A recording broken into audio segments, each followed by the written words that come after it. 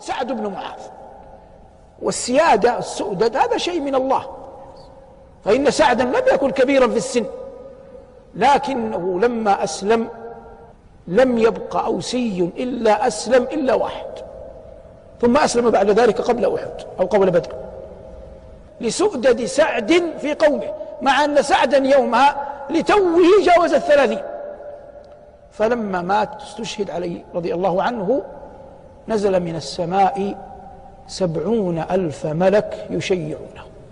لكن أي سريرة هذه كانت في قلب سعد جعلت 70,000 ملك ينزلون ليشهدوا جنازته.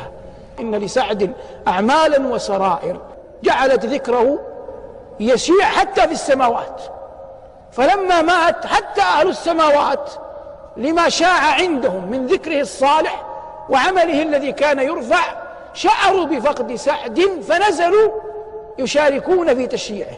لأجل ذلك نزل 70,000 ملك، فخرج صلى الله عليه وسلم يجر رداءه حتى لا يحب أن يغلبه أحد في الخير، لا تنافسه الملائكة في أنهم يكرمون سعدا أكثر منه. فخرج صلى الله عليه وسلم يجر رداءه ثم دفنه. بعد الفراغ من الدفن قال: إن للقبر ضمة لو نجا منها أحد لنجا منها هذا العبد الصالح. حتى قال عليه الصلاة والسلام: إن عرش الرحمن اهتز لصعود روح سعد رضي الله عنه. وهذا يعنى أن الملأ الأعلى يحتفون بأرواح الصالحين.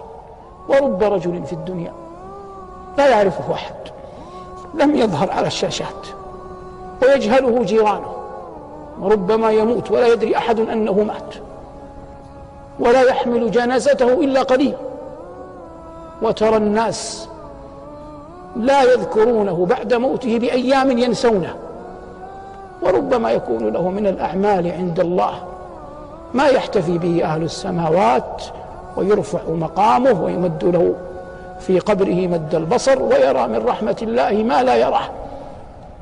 فالأمور كلها سرائر مودعة في القلوب وأعمال صالحة يتقرب بها إلى علام الغيوب، والموفق من وفقه الله، والحمد لله رب العالمين.